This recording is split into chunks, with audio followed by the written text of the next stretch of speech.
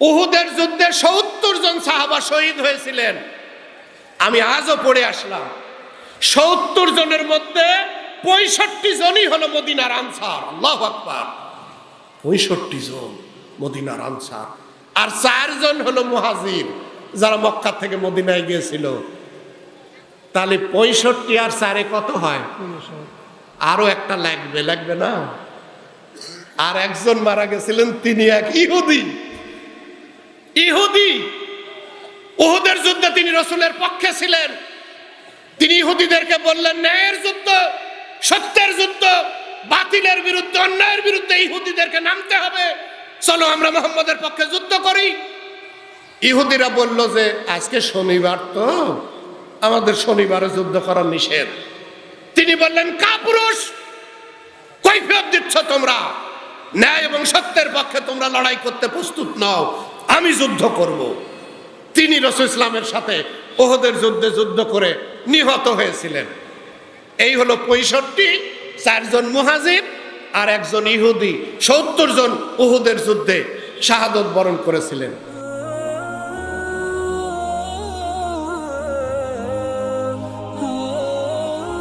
এখন আসেন ৩ নাম্বার। এই সব কাম যখন আপনি করবেন, তখন শয়তান কি বসে থাকে আঙ্গুল চুষবে? মানুষকে আল্লাহর দিকে ডাকছেন, নিজেও মুসলমান হচ্ছেন, এই দৃশ্য দেখে শয়তান কি আঙ্গুল চুষবে? আপনার দিকে তেড়ে আসবে, যুদ্ধ চাপায় দিবে, জেহাদ চাপিয়ে দিবে, মারামারি চাপায় দিবে। এখন কি আপনি লেজ গুটে বাড়ি চলে যাবেন? না। রাসূল ইসলাম তিনি দাওয়াত দিয়েছেন এবং মুসলমান তৈরি করেছেন। মক্কার কুরাইশরা এটা বরদাস্ত করতে পারল না। চরম নির্যাতনে অতিষ্ঠ হয়ে আল্লাহর আদেশে মহানবী মক্কায় থেকে মদিনায় হিজরত করলেন। মানে হলো, তোরা থাক, কুরাইশরা তোরা থাক, তোদের নেই তোরা থাক, আমি চলে গেলাম, আমি গেলাম, যা, তোদের ঝামেলার মধ্যে আমি নাই। ভালোই হয়েছিল, কিন্তু না, এই কুরাইশরা মহানবীকে শেষ করে দেওয়ার জন্য, ইসলামকে নির্মূল করে দেওয়ার জন্য কুরাইশদের বাহিনী, বিশাল বাহিনী নিয়ে তারা এগিয়ে গেল মদিনার দিকে। রাসূল ইসলাম এই খবর পেয়ে তিনি মদিনা থেকে ৭০ কিলো দূরে বদর নামক স্থানে তিনিও বাহিনী প্রস্তুত করলেন। মাত্র ৩১৩ জন। বদরের যুদ্ধে কয়জন ছিল? ৩১৩। ওদিকে কাফেরের ১,০০০। আল্লাহর নবী সেজদায় পড়ে আল্লাহ তাআলাকে বললেন, আল্লাহ মাবুদ, এই কুরাইশদের বিরুদ্ধে যুদ্ধ করার জন্য আমার সমস্ত শক্তি নিয়ে হাজির হয়েছি, এখন আপনি আমাকে সাহায্য করেন। আল্লাহ তাআলা সাহায্য করেছিলেন। রাসূল ইসলাম হুজরাত থেকে বেরিয়ে হযরত আবু বকর সিদ্দিককে চিৎকার করে ডাকলেন, আবু বকর, বিজয়ের সুসংবাদ নাও, জিবরাইল আসছে, ওই দেখো ঘোড়া ওড়ে আসছে, ধুলাবালি, আমাদের বিজয় নিশ্চিত, কাফের আজকে পরাজিত হবে। বদরে তাই হয়েছিল, হয়নি? মুসলমানরা ৩১৩ জন দাঁড়িয়ে গেল, জানবাজ লড়াই করবো আমরা আল্লাহর পথে। একজন সাহাবা, উমাইর ইবনে হুমাম, নাম হলো উমাইর ইবনে হুমাম, খেজুরের গাছের উপর বসে টুপলার মধ্যে খেজুর নিয়ে বের করছে আর খাচ্ছে। রাসূল বলছেন, উমাইর, জি হুজুর। কি করতেছ? ক্ষুধা লাগছে, খেজুর খাচ্ছি। খেজুর খাচ্ছ? তা খেজুর খাচ্ছ আর এদিকে জিহাদ হচ্ছে, যুদ্ধ হচ্ছে। তো বললো যে আল্লাহর নবী, ক্ষুধা লাগছে তো তাই খেজুর খাচ্ছি, যুদ্ধে গেলে তো, আচ্ছা গেলাম তো কি হবে তাতে? রাসূল বললেন, উমাইর, তুমি যদি যুদ্ধে যাই শহীদ হতে পারো, তাহলে আল্লাহ তাআলা তোমাকে জান্নাত দান করবেন। উমাইর বললেন, বাক বাক। এখানে মৌলানা সাহেবরা আছেন। বাক বাক এর বাংলা হলো কি মজা, কি মজা, কি দারুণ, কি সাংঘাতিক, বাক বাক। মানে কি দারুণ কথা, আমি শহীদ হলেই জান্নাতে যাব, তো এই খেজুর খেয়ে সময় নষ্ট করছি কেন? খেজুরের ওই ব্যাগের টুকলাটা ফেলে দিয়ে দ্রুত তিনি যুদ্ধের ময়দানে গেলেন এবং তিনি যুদ্ধ করে শাহাদত বরণ করলেন। আল্লাহর নবী বললেন জান্নাতি। আপনারা জানেন বদরে আমাদের জয় হয়েছিল, কিন্তু ১৪ জন ভাই শাহাদত বরণ করেছে, তার মধ্যে উমাইর ইবনে হুমাম। এই যে আল্লাহর পথে লড়াই, আল্লাহ তাআলা আমাদের উপরে, ইমানদারদের উপরে এটা কি বলবো, এটা একটা চুক্তি করে দিয়েছেন। কোন ইমানদার অস্বীকার করতে পারবে না যে আল্লাহর পথে আমি যুদ্ধ করব।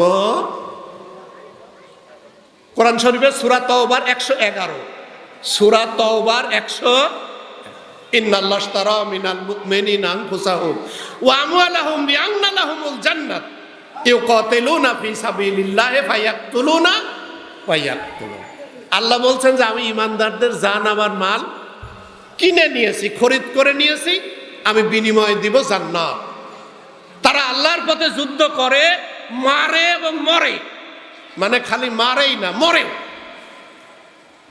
এবং আমি আমার কোরআন পড়ে আমি একটার এই আয়াত পেয়েছি, আমি আর কোথাও আছে কিনা আমি জানি না, ওলামায়ে দ্বীনরা সাহায্য করতে পারেন। কোরআনের এক জায়গায় আমাদেরকে আল্লাহ বলছেন যে ফুর্তি করো, আনন্দ করো, ফাস্তাবশিরু বিবাইয়াকুমুল্লাযী বায়াতুম বি, তোমাদের চুক্তি হয়ে গেছে, এখন তোমরা আনন্দ করো, ফুর্তি করো। সেই চুক্তিটা কি? ইমানদার জান এবং মাল দেবে, আল্লাহ জান্নাত দেবেন, এটা দিয়ে তারা আল্লাহর পথে জিহাদ করবে। এটা হলো আকাবার বায়াতের শানে নজুল। আকাবার তৃতীয় বায়াতে রাসূল ইসলাম রাতের শেষ ভাগে মদিনার ৭২ কি ৭৫ জন সাহাবাকে নিয়ে তিনি মিটিং করছিলেন। মিটিং হলো রাতের শেষ ভাগ, অন্ধকারে, যাতে কাফেররা টের না পায়। মিটিং শেষে মদিনার একজন লোক বলল, ইয়া রাসূল ইসলাম, আমার একটা কথা আছে, বলো। তো এই মক্কা খুব খারাপ জায়গা, এখানে ইসলামের কাম করা কঠিন, গোপনে মিটিং করা লাগে, দাওয়াত দেওয়া যায় না, মারধর করে। আল্লাহর নবী, আপনি আমাদেরকে সাথে মদিনায় চলেন, ওখানকার পরিবেশটা ভালো, আমরা ওখানে প্রকাশ্যে ইসলামের কাজ করব। এইটা বলার সাথে সাথে রসুলের পাশে বসেছিলেন রসুলেরই চাচা আব্বাস। তিনি তখনও ইসলাম কবুল করেননি, কিন্তু রসুলের বডিগার্ড হতেন। আব্বাস বলছে, যাও মদিনার লোকেরা, সাহস তো মন্দ না, মোহাম্মদকে মদিনায় নিয়ে যাবে, পরিণতি ভাবছো?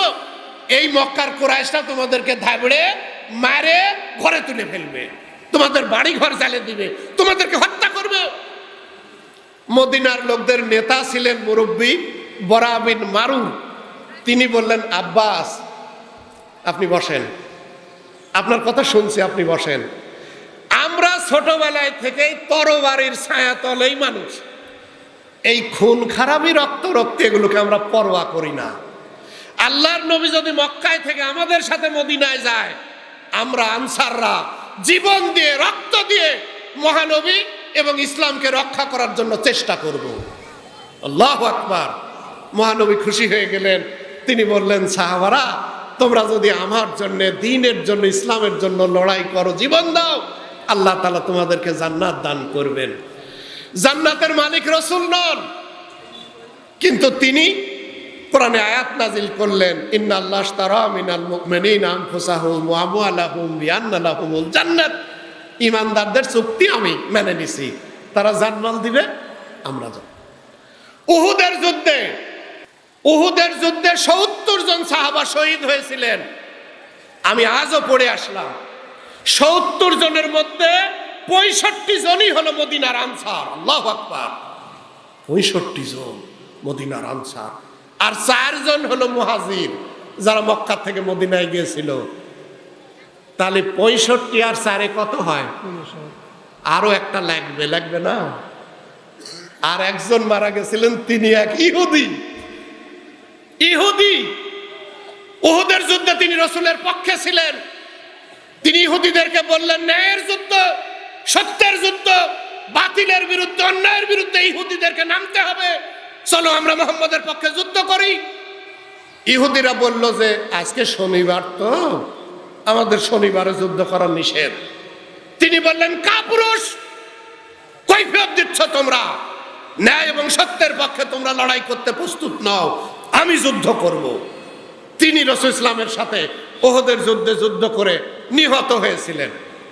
এই হলো ৬৫, ৪ জন মুহাজির আর একজন ইহুদি। ৭০ জন উহুদের যুদ্ধে শাহাদত বরণ করেছিলেন। আল্লাহর নবী তাদের সকলের সম্পর্কে, এই ইহুদিটা বাদে বাকিদের সবার সম্পর্কে বললেন যে এরা সব জান্নাতি। সুবহানাল্লাহ। হযরত জাবের ইবনে আব্দুল্লাহ হাদিস বর্ণনাকারী, প্রখ্যাত সাহাবাদের মধ্যে একজন হলো হযরত জাবের, তার বাপ নাম হলো আব্দুল্লাহ।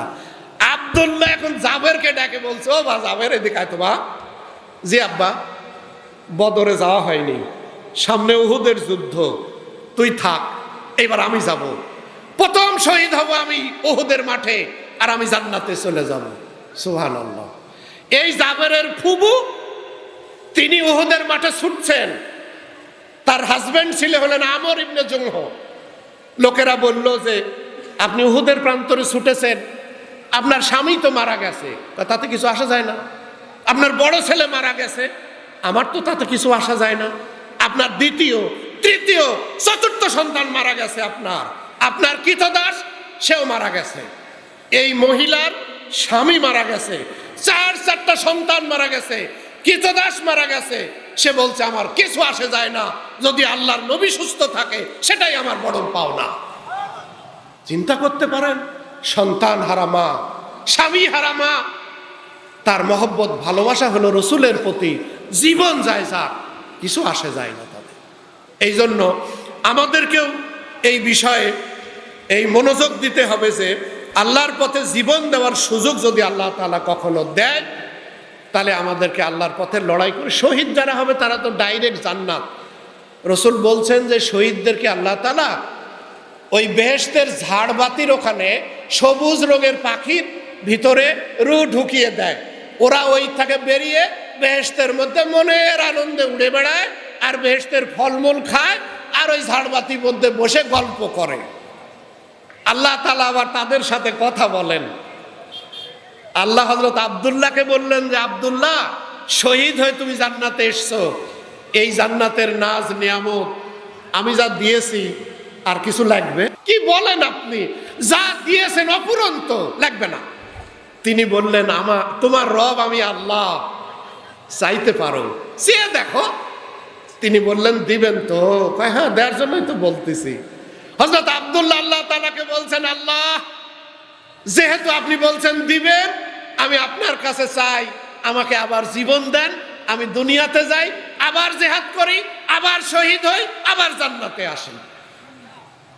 আল্লাহ বললেন এই নিয়মই নাই, একবার জান্নাতে আসার পরে আর ফিরে যাওয়ার।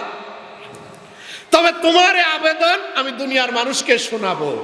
সূরা আলে ইমরানের 169, মনে রাখবেন, সূরা আলে ইমরানের 169, 170 আয়াতে আল্লাহ তাআলা বলছেন, ও দুনিয়ার মানুষ, আল্লাহর পথে যারা নিহত হয় তোমরা তাদেরকে মৃত বলো না, ওরা জীবিত, আল্লাহর কাছ থেকে তারা রিজিক পায়। সুবহানাল্লাহ। তারা যে জীবিত তার প্রমাণ হলো তারা রিজিক পায়। এই জন্য আমাদের আফসোস নেই আল্লাহর পথে জীবন দেওয়ার। আমি এই ব্যাপারে কারণ আমার আরো দুটো পয়েন্টের ব্যাখ্যা দিতে হবে। আমার 3 নম্বর পয়েন্টটা শেষ করছি কেতাল ফি সাবিলিল্লাহ দিয়ে। আমরা প্রথম বলেছে কি দাওয়াত ইলাল্লাহ, আল্লাহর দিকে মানুষকে। 2 নম্বর হলো শাহাদাত আলান নাস, নিজেকে মানুষের সামনে মুসলমান এটা প্রতিষ্ঠিত করা। আর 3 হলো আল্লাহর পথে যুদ্ধ জেহাদ করা, লড়াই করা।